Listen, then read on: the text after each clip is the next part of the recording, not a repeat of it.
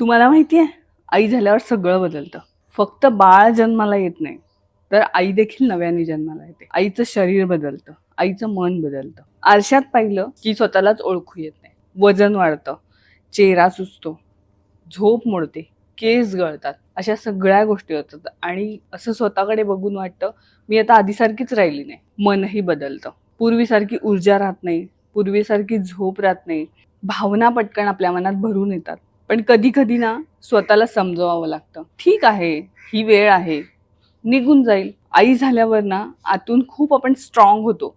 पण शरीराने थोडेसे कमजोर झालेलो असतो. मन थकलेलं असतं. पण तरीसुद्धा आपल्या बाळाकडे बघून आपल्याला एक नवीन ऊर्जा येते. माझं शरीर बदललं? हो. माझं मन बदललं? हो. पण त्याच बाळाने आपल्याला नवीन आई बनवलंय. आई झाल्यापासून मला ही जी मी नवीन आहे ती मला आवडायला लागली. मी तिच्यावर प्रेम करायला लागले. हे बदल हे कमजोर नाहीयेत. हे बदल म्हणजे आई होण्याची नवीन ताकद आहे.